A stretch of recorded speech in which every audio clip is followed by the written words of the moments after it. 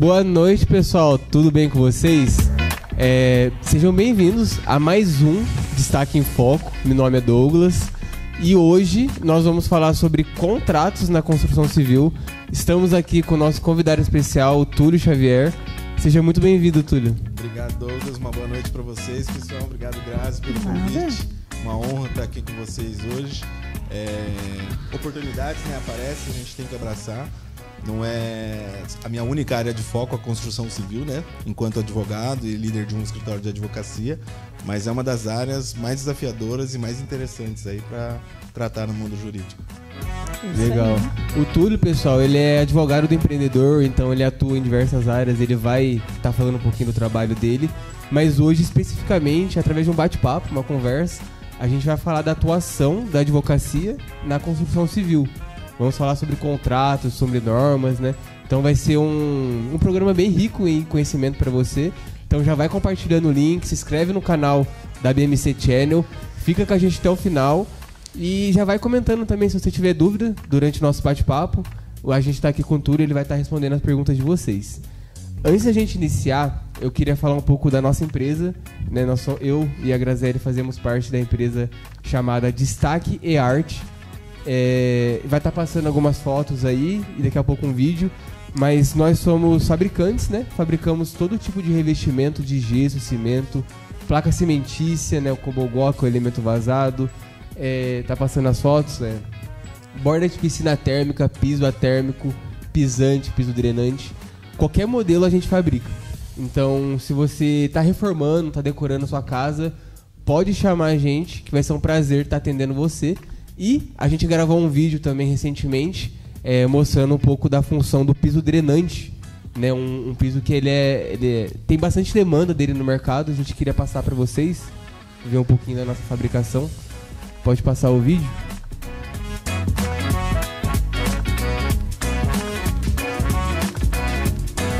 Pessoal, tudo bem com vocês? Estamos aqui hoje mostrando a função do piso drenante para vocês. Eu vou jogar água aqui no produto, ó. Como vocês podem ver, ele absorve a água, tá vendo? Isso contribui para diversos fatores, como por exemplo, evita alagamentos e contribui para a recarga do lençol freático. Lembrando que nós somos fabricantes, fabricamos diversos modelos desse piso. Esse modelo aqui é um hexágono, é uma amostra, né, que a gente fabricou, mas a gente pode fabricar qualquer modelo que você desejar também. Olha ali, como você pode ver, absorveu toda a água. E é questão de segundos, ó. Se você mostrar um pouquinho mais pra cima, caiu a água da chuva, ó, ele já absorve, tá vendo? Evita alagamento.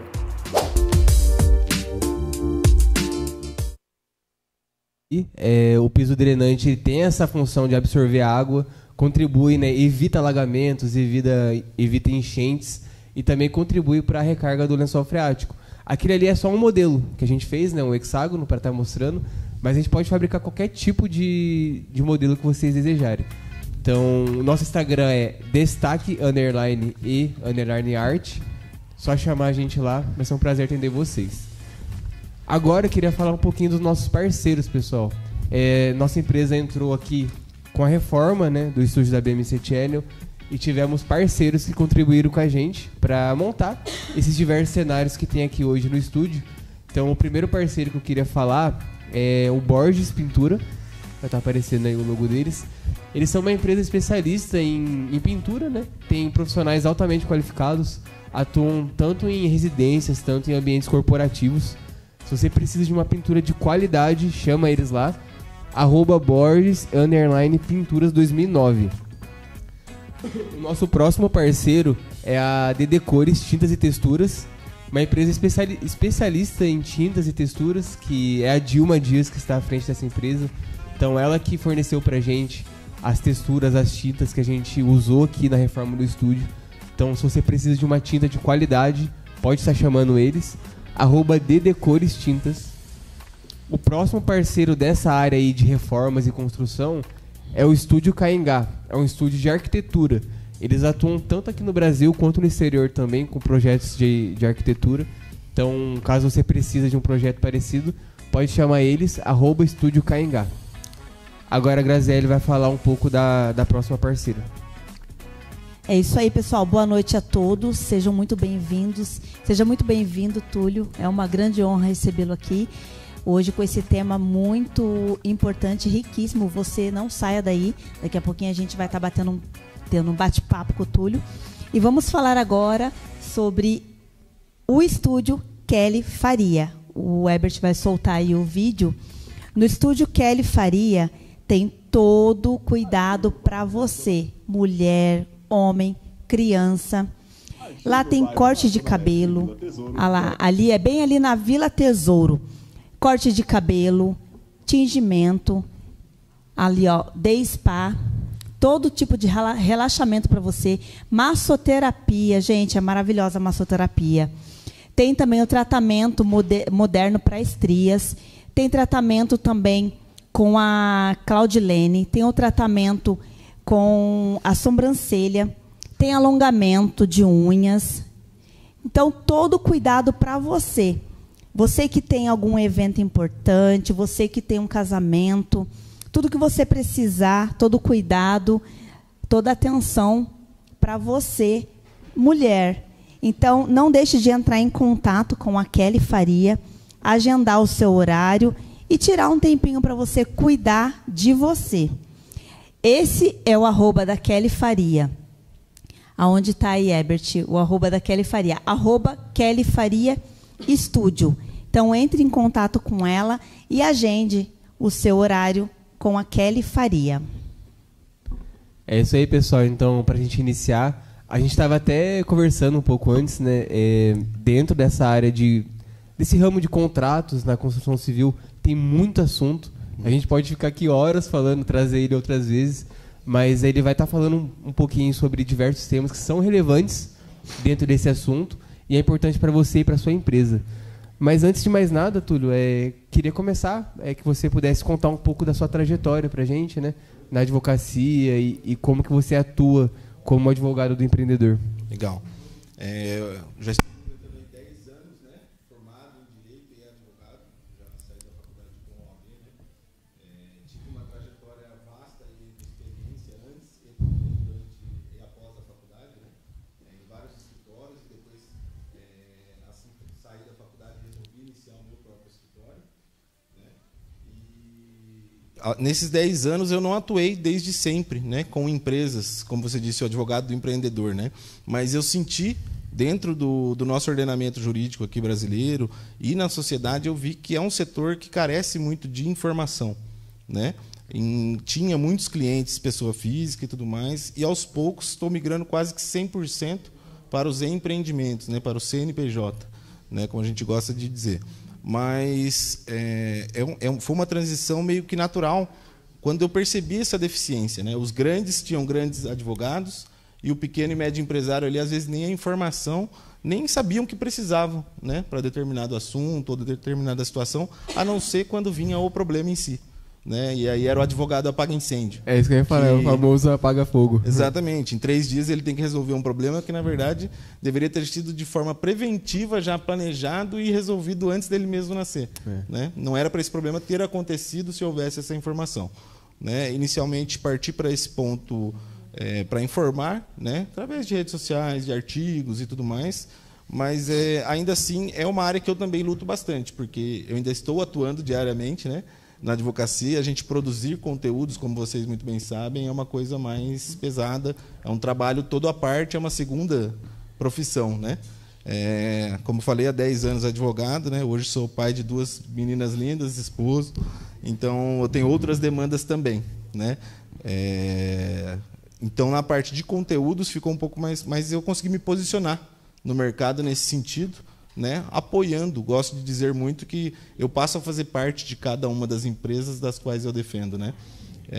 Eu crio essa relação mais próxima, eu tenho essa visão mais de quem está querendo saber se precisa. Precisar, todos precisam, né? Mas para eu mostrar que ele realmente precisa, para eu fazer ele entender, né, a importância do universo jurídico, eu chego nele com uma abordagem mais amigável, mais íntima, né? Vamos dizer assim, não que eu seja íntimo de todos os clientes, mas eu tento falar de uma forma mais coloquial, menos juridiquês, né, para poder aproximar a pessoa e ela não só entender o direito, mas entender que é importante ela delegar essa função. Porque, por exemplo, no ramo da construção civil, ou você se preocupa em construir e entregar o projeto, ou você se preocupa com a lei. Óbvio, o seu projeto tem que estar de acordo com as normas, com tudo mais, mas você tem que delegar isso para alguém, porque você não vai conseguir fazer tudo ao mesmo tempo com qualidade, né? Ou pega menos serviços. Por maior que seja a sua empresa, se você quiser cuidar de tudo, ou você entrega mal feito, ou você não entrega nada. Exatamente. E assim, qual o papel do time jurídico na construção civil? É um desafio, né? O ramo da construção civil ele é muito dinâmico, né? Ele é muito vasto. E, para a gente ter uma ideia, não tem nem como falar que eu, Túlio, sou advogado da construção civil. A gente tem que falar como um time jurídico, né? Sim. Não basta um advogado só para você poder andar bem com a construção civil, porque você vai envolver direito do trabalho, direito consumidor também envolvido com o cliente final, né? Normas regulatórias, licitações que às vezes muitas construtoras passam, né? A própria liberação para as obras, os alvarás, as licenças, né? Então, assim, é uma gama de áreas no direito muito grande. Por isso que eu costumo falar, o jurídico na construção civil ele vai ser tão importante, talvez, quanto o concreto e o aço. Porque tudo vai envolver. Se não envolve Sim. uma lei, envolve uma norma reguladora, uma NR, né? Tudo está permeado de jurídico dentro da construção civil. As relações, tanto contratuais quanto de trabalho, tudo isso vai estar envolvendo o time jurídico. E tem que ser sinérgico, né? Esse Sim. trabalho. Qual que é o momento certo para a minha empresa ter um setor jurídico? Como já diria alguém mais inteligente do que eu, não há momento melhor do que o agora e do que o hoje, né? Sim. Não é esperar a bomba exatamente, estourar, como a né? gente começou falando dos incêndios, Sim. né? O pequeno, ele sempre acha que ele não precisa ou que ele não tem dinheiro para isso. Mas até o momento que chegar, que nem você disse, a bomba, isso se torna mais caro, na verdade, do que ele tivesse precavido. Sim. Né? Então, se você pretende, qualquer empresa, na verdade, né, isso falando de forma geral, para você ter um CNPJ, você tem que ter um amparo jurídico. Pode ser que, inicialmente, você não precise de uma assessoria fixa, né? A gente costuma falar permanente. Né? Pode ser que você ou não veja ou realmente não precise de uma assessoria permanente. Mas você tem que estar amparado. Né? Seja numa consultoria pontual, quero abrir o meu CNPJ, minha atividade vai ser essa. O que eu preciso fazer, qual é a melhor forma? Escolha do regime tributário, tem várias questões, né, antes do início da atividade em si que precisam ser analisadas. A gente sabe, né, que no Brasil as coisas começam a acontecer antes delas se tornarem reais para a gente. Sim. Né? Então a pessoa já está trabalhando com construção antes de constituir uma empresa. Muitos ficam anos trabalhando como pessoa física, mas prestando serviços da empresa, tendo funcionários, entre aspas, ali, né? Às vezes nem contratados, que é um outro risco, tudo que tem que ser previsto, né? Mas o quanto antes, a pessoa, mesmo aquela que já começou, a que está pensando em começar, enquanto antes elas entender que quanto mais de acordo com a lei ela andar, seja para a pessoa física ou para a empresa, ela tem menos prejuízos, né? Porque é isso que importa no final. Ninguém empreende para fazer obra social. Obra social é sem fins lucrativos, né? Sim. A gente empreende para ter lucro. E o passivo, né, que são os riscos da empresa, são o maior prejuízo que a gente tem. Muitas empresas fecham por falta de planejamento, de estratégia. Sim. Risco, toda atividade vai ter, né? Toda atividade empresarial tem riscos e riscos grandes. Mas você tem que assumir riscos de forma estratégica. É preciso se resguardar, né? Exatamente. Exatamente. E sai mais barato, né? Sim. Apesar de no começo falar, mas eu não tenho para pagar isso. Tá, mas se der o problema, o já preço era. é 3, 4, 5, 10 vezes mais caro. Sim, realmente. E quando a gente está falando de contratos, todo tipo de serviço tem que ter um contrato ali e com cláusulas fortes, né? Sim. Porque protege o outro e eu também, né? Sim. E aí quando a gente fala, por exemplo, dos contratos ali na parte de construção, que envolve obras públicas, né, as documentações, quais são assim os fatores internos que mais influenciam? Internos? Uhum. Os fatores internos, acredito eu, assim, principalmente em obras públicas. Primeiro vai ser a questão do contrato social da empresa, porque dependendo do tipo de obra, do tipo de licitação ou do tipo de contratação, porque nem todas envolvem uma licitação propriamente dita, né? Vai envolver a parte de documentação, então acredito eu que o contrato social da empresa vai influenciar muito nisso. Tem que estar tudo alinhado, todos os sócios têm que ter ali resguardado também a parte pessoal, porque muitas vezes isso também é levado em conta, né? A parte das licenças, dos alvarás de funcionamento. A empresa tem que estar, público, você tem que estar 100% certo, cara, 101 se possível, né? Então, e mesmo depois de ganhar uma licitação ou de executar um serviço, você continua tendo que andar tudo certo. principalmente questão de contratos. Dificilmente a obra pública vai ser realizada, como hoje é muito comum, com a terceirização. Pode até ser realizado, mas tem que ser uma terceirização muito bem trabalhada, com contratos muito bem feitos, porque senão você põe em risco o ente público. E o ente público não corre risco à toa, né? É só riscos estratégicos, como a gente estava falando. Sim. Né? Então, ele vai olhar toda a sua documentação, os seus parceiros, se você usa, né, terceirização dentro da sua empresa, que é legal, é legítimo, né, o uso da contratação terceirizada, mas tudo isso tem que estar muito bem regular para poder você participar de obras públicas, né, para empresas grandes, óbvio. Sim. E isso no caso falando de obras públicas, né? Sim. E tem aquelas, vamos dizer assim, mais comuns em clientes, né, sejam CPF ou particular, isso, ou até mesmo uma empresa. Aí, no caso, muda um pouco também, né? Sim, você continua tendo essa preocupação, né? Mas aí você vai mais na questão do risco mesmo. Muitas pessoas correm o risco, conseguem entregar uma obra particular naturalmente, né? Mas você precisa estar dentro da lei, lógico, na maior parte possível. Nem todo negócio a gente está 100% protegido, mas você tem que ter riscos calculáveis, né?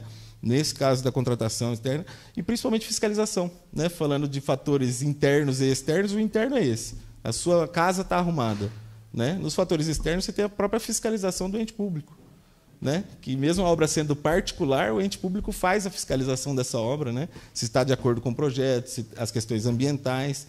Então, é isso que a gente fala. A gama de legislações que a construção civil precisa estar alinhada é muito grande. Até questão ambiental, questão social, hoje em dia, é avaliada em construção civil, né? Sim. Você comentou também sobre a parte da terceirização, porque existe muito, né? Essa questão da empresa terceirizar o serviço, acho que as construtoras também, né? Sim, fazem bastante.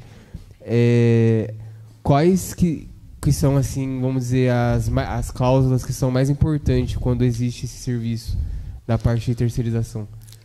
A terceirização ela sempre foi, né, pujante na construção civil, creio eu, né, como eu falei, apesar da minha área ser a jurídica, ser o escritório de advocacia, não deixa de ser uma empresa, né, mas na construção civil a terceirização sempre existiu, né. Hoje, acredito eu que um pouco mais tranquilo, desde a reforma trabalhista de 2017, né, porque permitiu essa terceirização de uma forma mais tranquila e legalizada, acredito eu, tá, na prática. Mas ainda assim existem riscos, né? Então, assim, tudo isso tem que estar muito bem alinhado. O contrato para contratação terceirizada tem que ser muito, talvez até mais criterioso do que o próprio fechamento do serviço em si. Porque você, ainda que não diretamente, né? Porque com a reforma teve essa questão da responsabilidade subsidiária, né? Sem querer entrar muito no juridiquês, mas tem que entrar um pouco, não tem como. Existe a responsabilidade solidária e a subsidiária. Solidária é um exemplo. Vocês dois respondem de forma igual pelo mesmo problema. A subsidiária eu vou atrás de você que me contratou. A empresa que foi terceirizada. E foi contratada por ela, a construtora. Se você não tiver dinheiro, a construtora responde subsidiariamente. Então, ela vai ser acionada depois de tentar pegar do principal esse valor, né, eventualmente falando de uma ação trabalhista. Né? O trabalhador vai entrar contra você. Subsidiariamente, se você não tiver como saldar esse débito ou cumprir a sua obrigação, a construtora é responsabilizada. Né? Então, até o dono da obra tem situações que pode ser responsabilizado. Olha só. Então, assim, é muito importante. A terceirização é importante hoje, inclusive, acredito que está caminhando para ser o modo de operação da construção civil. Porque hoje em dia, cada vez mais, nós temos empresas nichadas, né? Cada uma tem o seu produto específico, a sua área específica. Antigamente, o pedreiro. Tem pedreiro que fazia a casa inteira antes. Agora tem o pedreiro de acabamento, tem o pedreiro de fundação. Né? Então, cada vez mais a gente está nichando. E para uma construtora, tudo bem. Os grandes terem um profissional de cada área, tudo bem, mas um só também não vai resolver. Sim. Né? Então, ele vai ter que ter um time de cada especificidade ali para poder atuar. Então, isso, acredito eu, que vai aumentar. Ainda mais, mas os riscos continuam. Então, a gente precisa, quanto mais regulado for, você não está livre de riscos, né, mas tem que ser o risco calculado, estratégico. Sim, a gente vê muito que, por exemplo, vai na obra, é tudo acontecendo ao mesmo tempo. Aí Exato. tá lá o pintor, aí tá o rapaz colocando piso. Exatamente. Então, são várias empresas na mesma obra e normalmente as construtoras, elas pegam um projeto, né? O foco deles são a parte de engenharia, planejamento, e a parte de execução eles têm as empresas, né, as empreiteiras e tudo mais que fazem o serviço. Então é sempre bom falar, porque normalmente acontece algum problema. Primeiro, então, vai para essas empresas, aí caso não consigam ali... Um dos pontos é esse, a responsabilidade ainda é dos dois, mas em tese, depois da reforma, isso ficou de uma forma secundária. Então, quem está contratando a empresa que vai realizar, né? Porque, só para contextualizar, antes, na legislação trabalhista, o que acontecia? Você tem uma empresa lá que o objeto dela, né, o final dela, a entrega final dela é a construção, edificações. Se a sua atividade fim era a construção, você é responsabilizado, independente dele ter sido contratado pelo outro ou não, né? Isso aí era solidário, ele entrava contra os dois ao mesmo tempo e, vamos dizer assim, pegava de quem estava mais disponível ali. Quem tinha mais, geralmente, que é o maior que está contratando terceirizado, era quem pagava a conta. Mesmo naquele cenário como hoje, você perguntou das cláusulas, né? Acabei fugindo um pouco, mas duas cláusulas muito importantes. Nesse caso, seria o direito de regresso, né? E o direito de retenção. A retenção, por exemplo, eu retenho os pagamentos se eu verifico que alguma coisa não está sendo feita corretamente. Que a gente falou de fiscalização, né? O contratante ele também tem o dever, não só o direito, mas o dever de fiscalizar quem ele põe lá dentro, né? Então, a construtora que terceirizou, por exemplo, o piso, ela vai lá e fiscaliza a empresa que está realizando a instalação do piso. Se ela vê que alguma lei trabalhista ou qualquer outra norma não esteja sendo respeitada, ela tem o direito de reter, previsto em contrato, claro, você tem que deixar essa cláusula prevista no contrato, seu direito de reter um pagamento, se você combinou pagamento por etapas, né, você retém o pagamento até que aquela situação tenha sido corrigida, né? E o regresso eventualmente, eu for condenado e tiver que arcar com prejuízo, um dano causado por você, pela sua empresa, mesmo que seja da minha obra, minha responsabilidade, eu tenho direito de entrar em ação de regresso contra você para receber de você aquilo que eu tive de prejuízo. Então, acredito eu que, falando por miúdos, duas cláusulas muito importantes nessa questão da terceirização aí. Que, no caso, protege a que está contratando. Então, vamos supor que a construtora contrate a empresa que vai fazer a instalação de algum produto. Isso. Se ela não estiver cumprindo ali o que foi acordado no caso, tem essa cláusula que retenção eles de conseguem reter. É um exemplo, né? Entendi. Existe uma gama de proteções que você pode fazer em cima disso, isso vai ser de cada caso prático, né? Mas a retenção de pagamentos é que nem a gente estava falando, né? Não sei se a gente estava no ar ou fora, mas assim, todo mundo faz a atividade empresarial para intuito de ganhar dinheiro, né? Oferecer lucros, né? Expansão, prosperidade. E a forma de você penalizar, mas de forma totalmente legal, e ninguém vai ser enganado disso, porque você não está, não vou te pagar, não é picuinha. Você combinou aquilo. Se ele não estiver cumprindo, eu vou reter o pagamento. Você não vai deixar de pagar. Você retém o pagamento até que ele se adeque às leis ou às normas, porque senão você pode ter um prejuízo maior, né? Você está ali fiscalizando e percebeu. E se é o ente público, como a gente falou, que está fiscalizando? Isso gera multas, isso gera um dano ainda maior do que só aquela relação de trabalho, né? E, dependendo do tamanho da empresa, não importa se ela é grande ou não, esse prejuízo pode ser astronômico. Quais os principais tipos de contrato que normalmente seria ideal, assim? Eu acho que tem que começar, como eu falei, lá no contrato social. Ali, estando bem estruturado, você parte para os próximos. Todos os contratos na cadeia da construção civil aí, né, vão ter a sua importância, né? Você tem já os modelos padrões aí, contrato de empreitada, ou contrato de trabalho em si, quando você tem funcionário CLT, né? Ou contrato de terceirização, que a gente mencionou, né? E dentro dos tipos de construção também a gente vai ter, né? Contrato de participação, né? De parcerias dentro da construção, todos eles são muito importantes. E o mais importante é isso, você ter contratos, uma cadeia de contratos muito bem estruturada, porque um vai puxar o outro, né? O contrato que você foi contratado para prestar o serviço, ele é ligado no contrato do seu funcionário CLT, se está recebendo corretamente. Ele é ligado no contrato de funcionários terceirizados, né? De empresas terceirizadas. Tudo isso está interligado. Mas, assim, no caso, teria que, por exemplo, uma empresa teria que ter um contrato padrão ou, de acordo com cada obra, tem que ser diferenciado, tem que ter as cláusulas? Porque, por exemplo, a nossa empresa, a gente presta serviço de gesso, de cimento, aí é cobogó, é 3D. Então, são Sim. coisas diferentes. Sim. Então, às vezes, um contrato padrão não se encaixa para uma obra. Sim. Então, teria que estar fazendo alterações.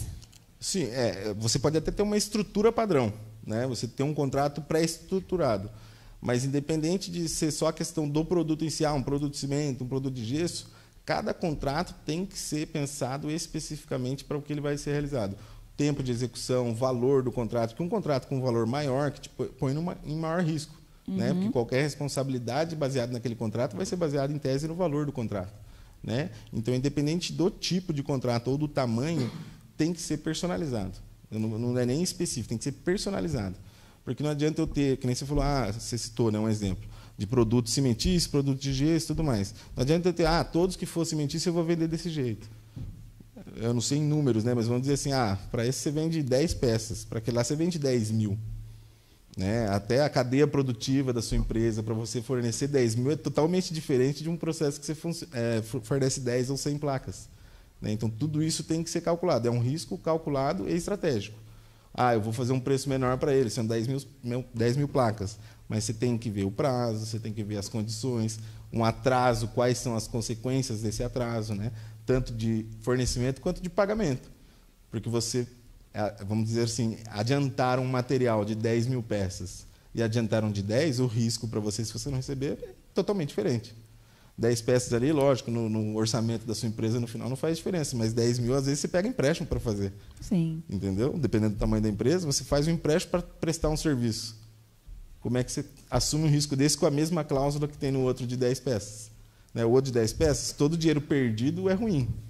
Mas se você perder 10 peças, às vezes, no seu orçamento, isso não vai ter um impacto. Já o outro, você pode ter consequências graves a ponto de quebrar a empresa. E é importante ter detalhes, né, nos contratos, por quê? Para resguardar o cliente, para resguardar a empresa, para resguardar o prestador que vai instalar. Porque já teve casos de, por exemplo, a empresa não cumprir o que ela prometeu. Deve ter casos também de cliente não cumprir o combinado. Assim como o prestador de serviço também. Você combina, é feito o contrato, tudo certinho, aí o prestador de serviço deixa tanto a empresa quanto o cliente na mão. Exato.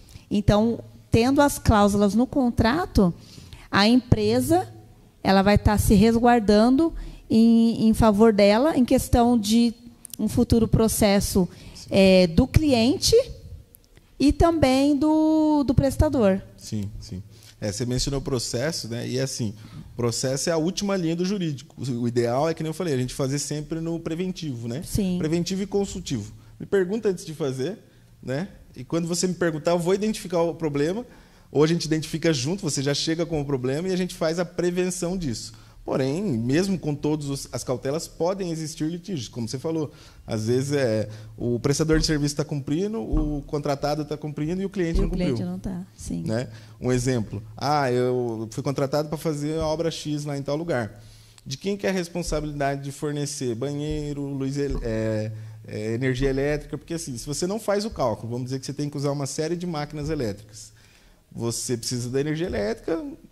No começo ali, você supõe que tenha.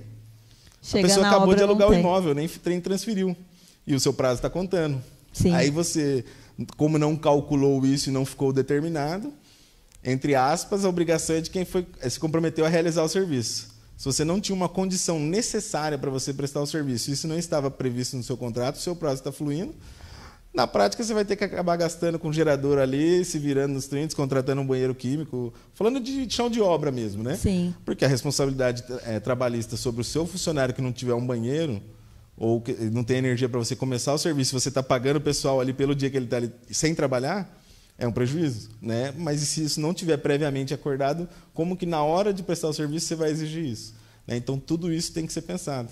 Né? Vamos dizer, uma agência de banco, vai abrir uma agência de banco, você vai fazer uma reforma total lá. Mas a agência acabou de fechar o contrato de locação. E é tudo burocrático, principalmente com grandes contratantes, né? Não grandes construtoras, mas grandes contratantes. Um exemplo, o Banco X vai abrir uma agência gigante aqui, você fechou, o serviço da minha vida, você aceita qualquer cláusula que eles mandem e assina, porque você nunca pegou um contrato daquele Nem tamanho. Nem leu, né? Não leu. Tudo bem. Em tese, cada um protege a si. Por isso Sim. o contrato tem que ser construído a 4 mãos. Sim. Né? Você tem que ter o seu jurídico, quem está te contratando tem que ter um jurídico, e de preferência até um terceiro jurídico para fazer uma intermediação ali, se for um contrato muito grande. Sim. Né? Porque cada um vai olhar para o seu lado e tem que ter alguém e olhar assim, não, peraí, gente, tá desequilibrada essa relação Às aqui. vezes um detalhe pequenininho ali vai fazer grande diferença depois e vai dar problema. Sim, sim. Porque o contratante, que nem eu falei, negócio de banheiro, coisa simples, né? Sim. Que na cabeça da gente, talvez a gente nem pense nisso no dia da execução da obra. Mas a responsabilidade trabalhista é minha.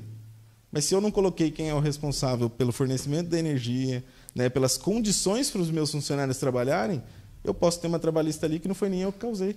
Né? Sim. Eu sempre trouxe as melhores condições para os meus funcionários, mas eu coloquei eles numa obra que não tinha a menor condição ali de... Você fez eu lembrar de 2 casos que aconteceu. Um, contrataram a gente para fazer um serviço interno num apartamento. Aí tá, igual você falou, o prazo corre. Quando fomos executar, não tinha iluminação, não tinha parte elétrica. Como que vai ligar uma furadeira? E detalhe, poderia trabalhar após as 5. 5h30, 6 horas já não tem iluminação. Como que vai trabalhar no escuro, sem eletricidade? E um outro caso foi uma obra também que o cliente ele não tinha banheiro. Na verdade, ele tinha um banheiro, mas ele trancou o banheiro para os funcionários não utilizarem. Tinha outros prestadores também, né, outras empresas. Mas não tinha onde os rapazes utilizar banheiro. E ele não queria que os rapazes fizessem no mato, nem não tinha como fazer. Daí eu falei, gente, eu sou a única mulher aqui e várias empresas não tem condições. Então assim, tem que ter, é importante também esses pequenos detalhes que a gente acha que não faz a diferença, faz a diferença. Como que uma empresa vai trabalhar com um monte de homem sem um local ideal para poder utilizar? Não tem como. E daí o cliente exigiu que não fosse utilizado. Então, assim, são pequenos detalhes e até o cliente até mencionou também questão de ir atrás de direito, mas, assim, ele estava totalmente errado. Sim. Mas, como as outras empresas não tinham um contrato mencionando esse detalhe, que é mínimo, mas é grande, é algo que fica meio de mãos atadas, né? Vamos dizer assim, é melhor você pecar pelo excesso do que pela falta. Sim. Né? Pensar em todos esses cenários, lógico. 90% dos problemas para o pequeno e médio empresário, você vai conhecer o problema quando você já está com ele na mão. Né? Que nem essa questão do banheiro. Eu, sem saber que você tinha passado por uma situação, eu falei porque foi um caso que aconteceu com o cliente. É muito comum. Na mais prática, comum do o que aconteceu? imagina. Ele alugou um gerador e um banheiro químico que não estava calculado no valor da obra e, na verdade, quase que ele pagou para fazer o serviço. Porque não é barato, é caro. E não é só o valor também, é questão de tempo. Sim. Dependendo do local, não tem como colocar um gerador. Tudo é um transtorno. Atraso de obra. Exatamente. Isso aí Tem tu que tem que ter colocar toda na uma ponta do lápis. verificação antes. Acho que é igual você comentou, né? É bom ter ali um pré-contrato, né? Uma estrutura. Sim. E aí você adapta de acordo com a obra, porque é tudo qualquer tipo de obra que vê. Então, às vezes, você está tão na corrida, por isso esse conhecimento para as pequenas e médias empresas, né? Está tão na correria, aí fechou e tal, aí chega lá, não tem como executar o trabalho, não tem um ambiente adequado. Então, acho que precisa trazer esse conhecimento pessoal, né? Porque as empresas grandes, querendo ou não, elas estão em contato assim mais com o jurídico, né? Aí trazer um pouco mais também para essas os MEIs, né? E o individual também. Eu costumo dizer que o grande já foi pequeno também. Já foi pequeno. Mesmo com dinheiro na mão, o grande não nasce grande, né? É Sim. muito difícil. Muito difícil, principalmente no Brasil. Mas assim, acredito eu que as que já não começaram com o jurídico se renderam ao jurídico de tanto tomar prejuízo.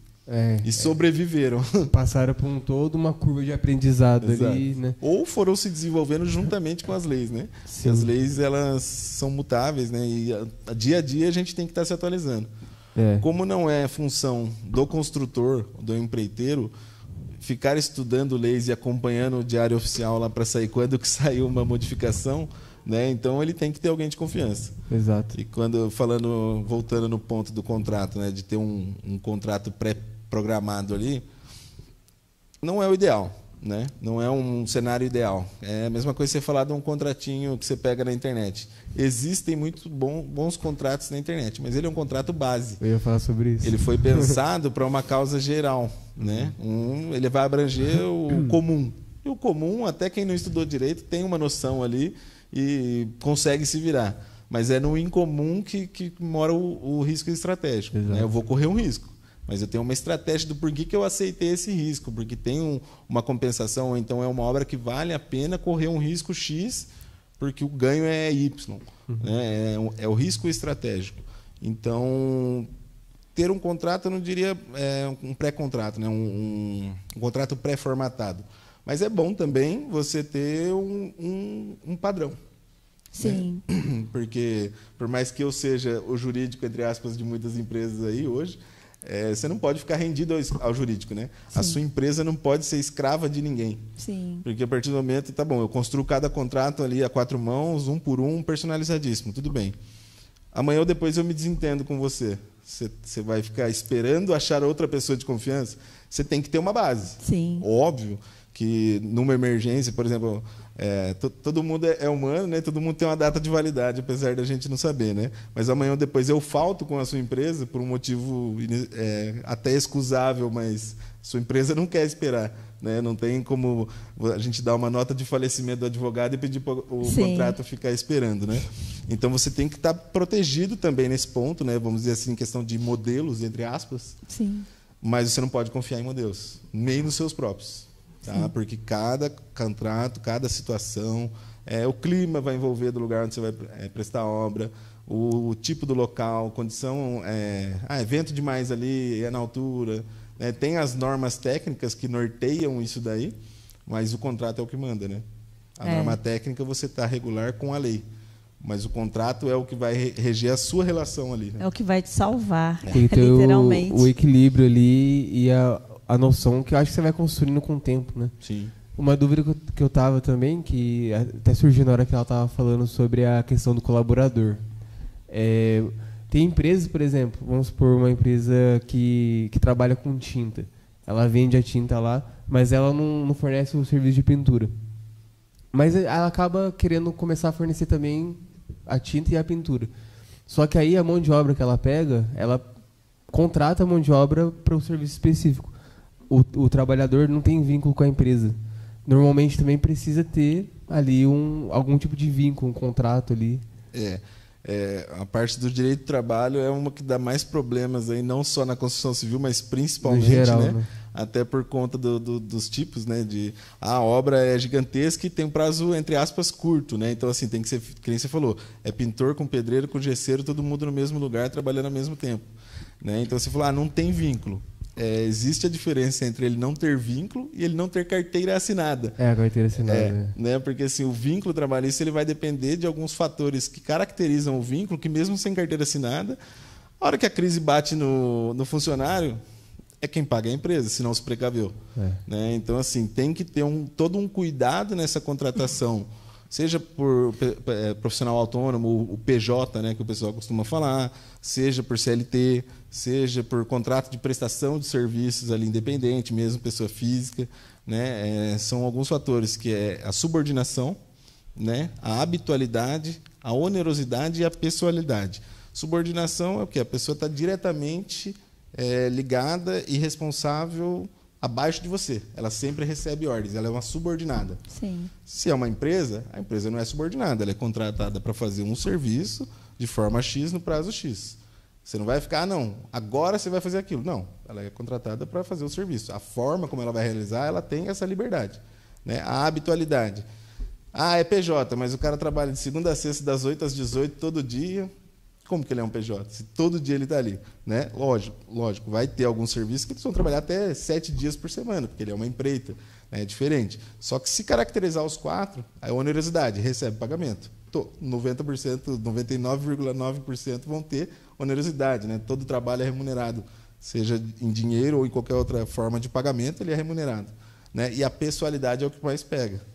Se ele é contratado PJ, ele tem que ter total liberdade para mandar um preposto, uma outra pessoa. Eu sou engenheiro, sou PJ. O dia que eu não puder ir, vai o outro fulano através da contratação da minha empresa. Apresentando. Quebrou a pessoalidade. Ele pode, ele não precisa mandar outro. Mas ele tem essa liberdade, né? Assim, ô fulano, você não veio hoje? Não fui, mas o meu funcionário foi. Não, mas é você que tem que estar aqui na minha obra. Então é só ele. Então não é a empresa que você contratou ele. Você contratou o João. Você não contratou a João Empreendimentos, você contratou o João. Se é o João que é obrigado a estar na sua obra, você já tem a pessoalidade. Juntou esses 4 requisitos, esquece. Não precisa ter contrato, não precisa ter nada. E é aí que sai caro, né? É o risco não estratégico. Porque se você não pensou em todos esses detalhes, pagou até mais, porque o PJ você paga menos encargos trabalhistas, né? Porque ele é PJ. Mas aí, se você contar tudo isso como remuneração, a hora que a crise bateu nele, ele foi no judiciário e pediu o reconhecimento do vínculo, bateu esses 4 caracterizadores, esquece. Você vai pagar sobre esse valor que você pagou para ele, férias, FGTS, indenização, todas as verbas que ele tiver direito, você vai pagar com base naquele valor que você pagou, que você não pagaria para um CLT, você pagaria para um PJ. Mas aí vai ter o reflexo em todas as outras verbas trabalhistas que você não pagou e tudo retroativo, pagado uma vez. Dependendo do tamanho da empresa, você fecha a empresa e ainda fica devendo. E quando é o autônomo, que é o João lá que você falou, é também essas mesmas... Os requisitos para caracterizar o vínculo trabalhista são os mesmos, né?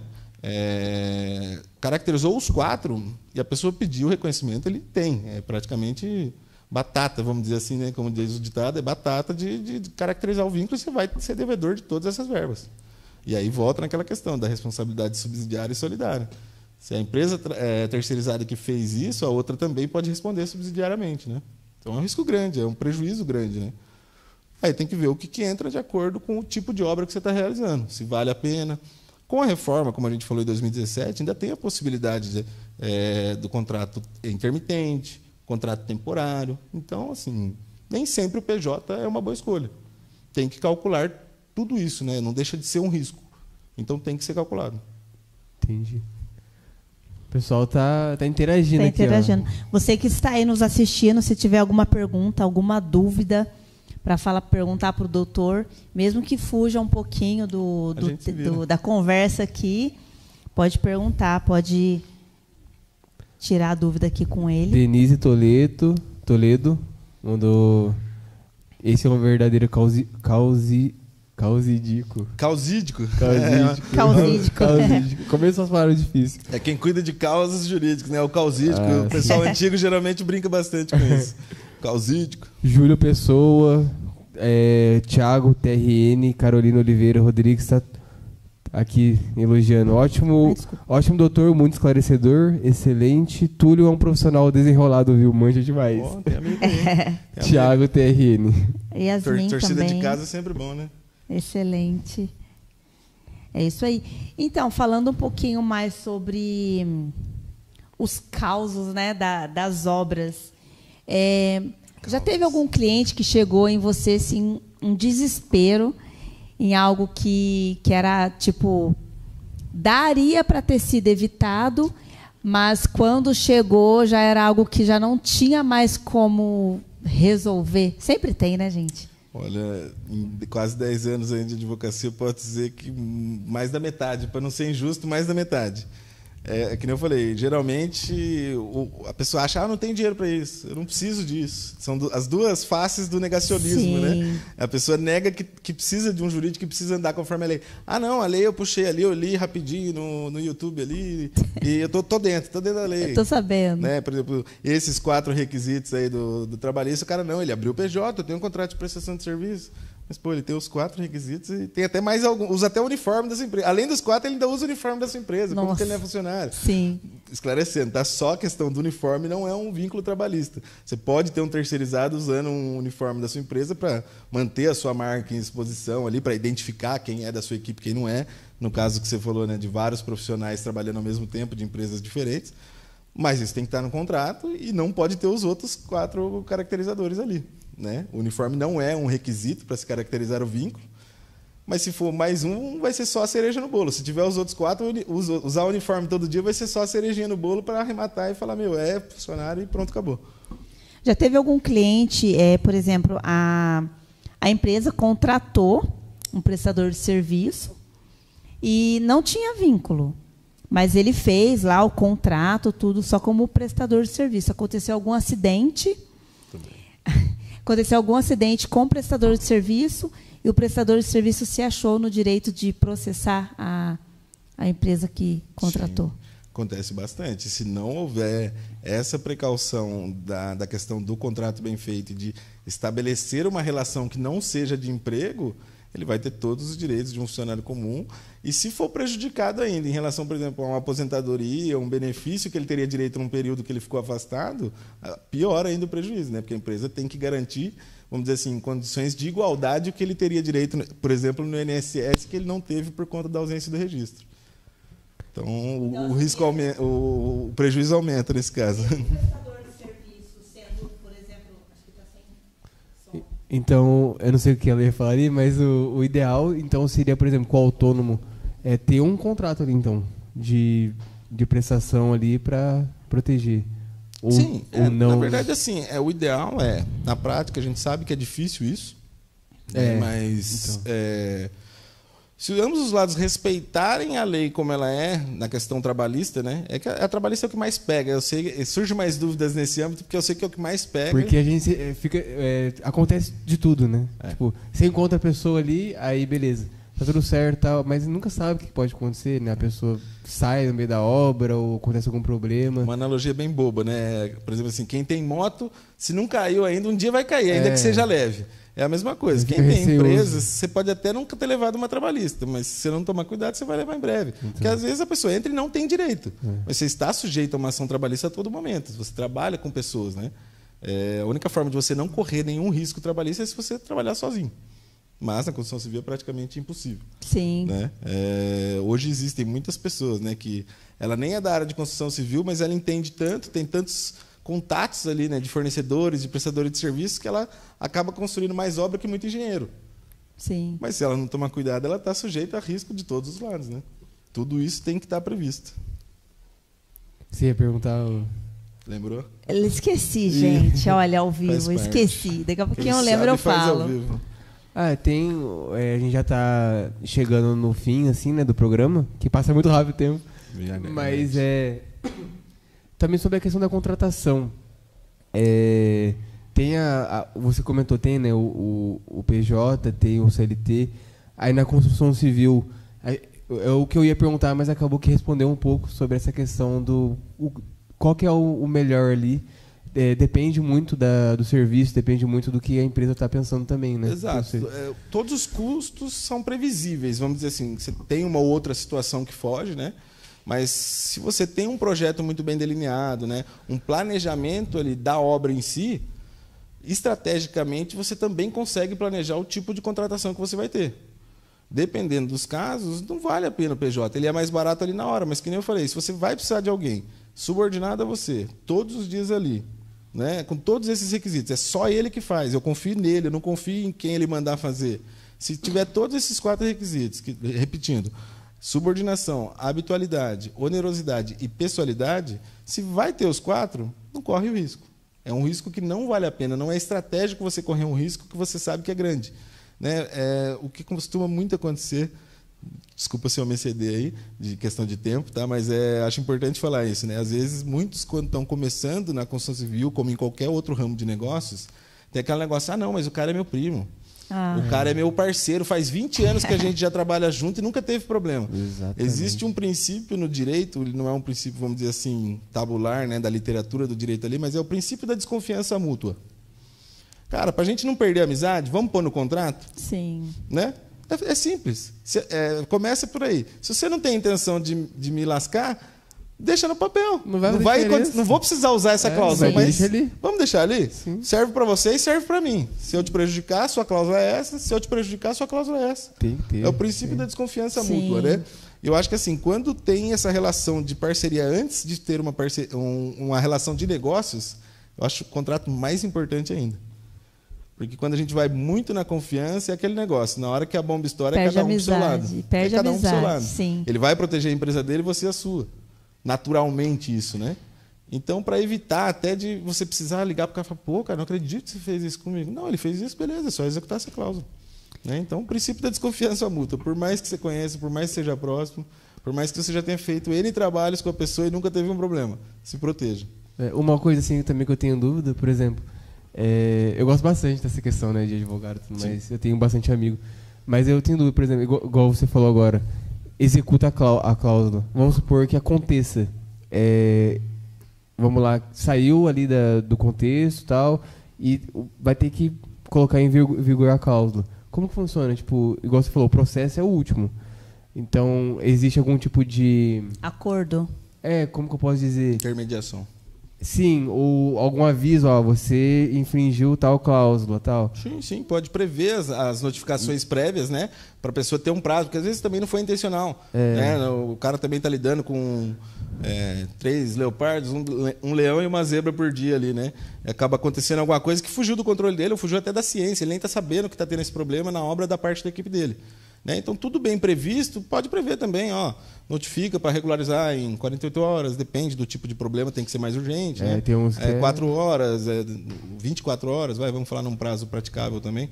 Ou então tem 15 dias para regularizar da situação, ou regularizar dentro do prazo de prestação de serviço também está tranquilo. Tudo que for previsto não prejudica ninguém, porque todo mundo está ciente antes do problema acontecer. Se mesmo assim acontecer, cara, não vou perder a amizade com você, mas estava previsto, tá? E você até tocou num ponto legal. Ela falou um negócio de intermediação, né, e tudo mais. Complementa talvez algo que eu tenha esquecido de falar antes, que isso é uma qualidade importante do advogado. Né? O advogado não está ali só para processar ou apresentar defesa. Né? Uma das qualidades que, acredito eu, que grande parte tenha, ou se não tem, deveria ter, é a qualidade negocial do advogado. Sim. Né? Sentar aqui numa mesa, igual nós três estamos sentados, e vamos botar os panos na mesa, cara. Fala o que te atrapalhou, qual o dano que foi causado, e talvez ele consiga, cara, que nem eu falei, tentar a melhor opção para todo mundo. Não está sabendo o que aconteceu, Sim. A equipe dele que está lá, mas ele não foi pessoalmente, não identificou esse problema. Vamos sentar aqui, às vezes, por essa relação de parceria que nem eu comentei, às vezes as pessoas nem querem executar a cláusula, eu só quero que a pessoa assuma a responsabilidade. Não, fui eu mesmo, cara, eu vou corrigir isso aí. Não precisa. Negociar e conversar, né? Exato. Essa era a minha dúvida. Porque aí, tipo, o processo é o último, né? Não é assim, o cara tá aí, vamos processar. Não, vamos conversar, vamos... O processo, né, já é a batalha, né? Já é a batalha. Já é o final. Tem uma perguntinha aqui. Do Denis.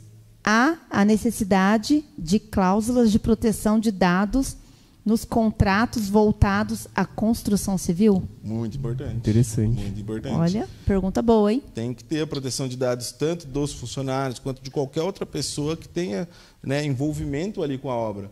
O porquê, né? Vamos dizer o exemplo que nem você falou de um prédio que você vai prestar serviços. Para onde estão indo esses dados? Né? Se o prédio está tomando essa precaução, né? Eventualmente, o prédio não cumprindo. Você não tem relação nenhuma com o prédio, você só passou pela portaria, teve que fazer seu cadastro para poder acessar a sala lá do prédio.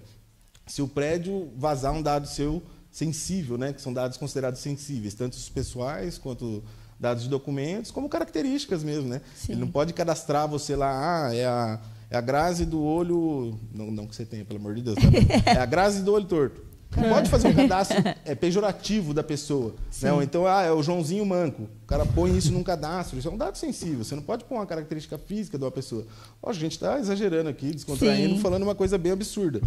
Mas se houver alguma violação disso, da integridade, da honra da pessoa, né, através dos dados que foram fornecidos, você que vai responder, não é o prédio diretamente.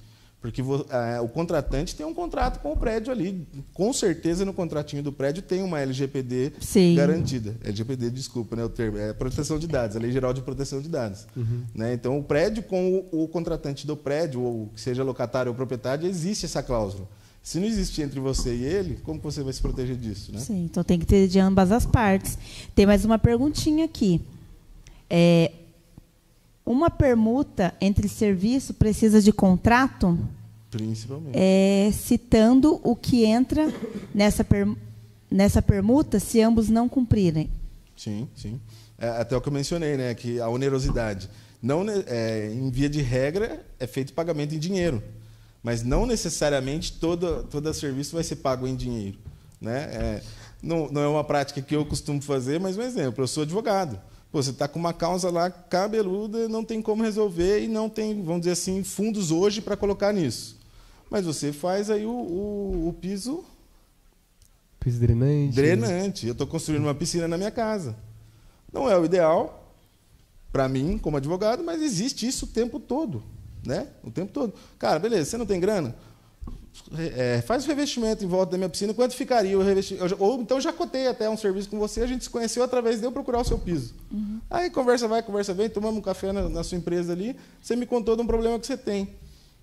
Às vezes até eu proponho para você, cara, deixa que eu cuido disso aí, faz o piso para mim lá, vamos fazer um bem bolado, né, como o pessoal costuma falar. Mas precisa de um contrato. Senão você me entrega o piso, eu não faço o processo, como é que você me responsabiliza depois? Sim. O piso está na minha casa, o processo você já perdeu. Eu perdi prazo, por exemplo, do seu processo. Sim. Ah, mas cadê a prova de que você contratou? Não, eu não assinei nada, mas eu instalei piso na casa dele. O juiz falou, mas você instalou o piso na casa dele. Onde que está? Que ele assumiu a responsabilidade por te representar nesse processo.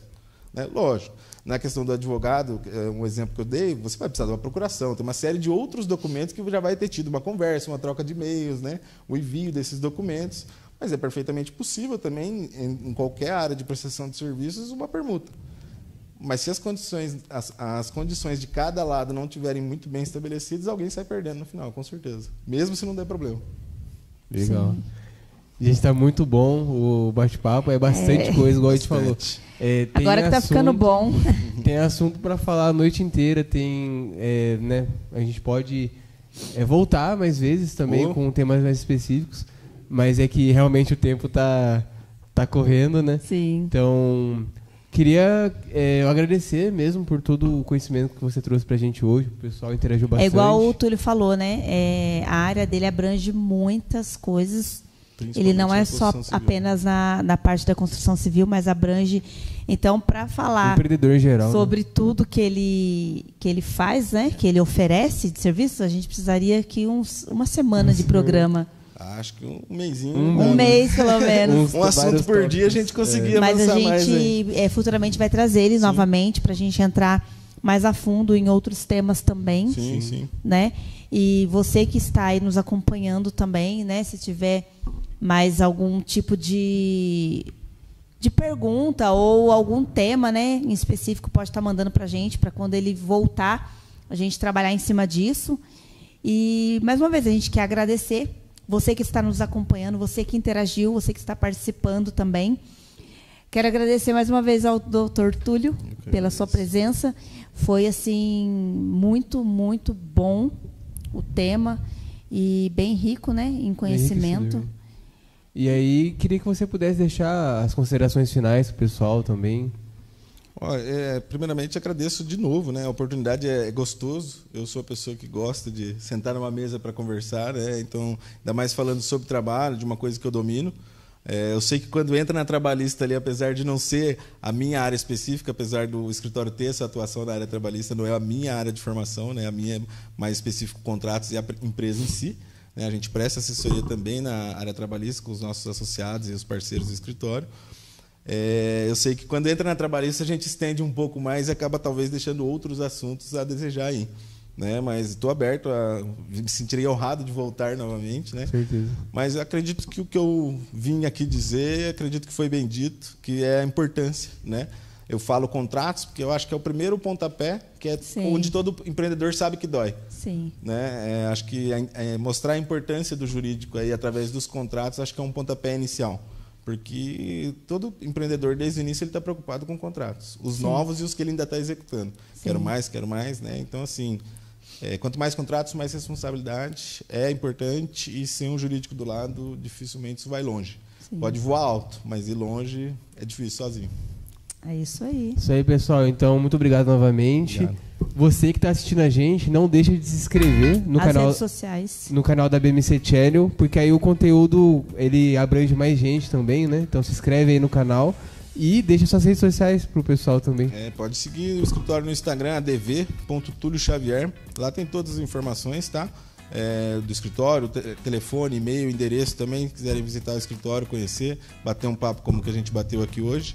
Tá? Fico aberto também a perguntas, né? Alguma dúvida que tenha ficado aí, pode me mandar lá no Instagram também, ou pelo telefone, WhatsApp.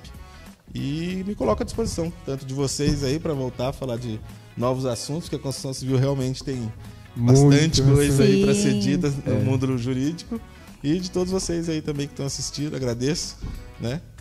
Todos que estão assistindo, que comentaram, que fizeram perguntas, é importante a participação.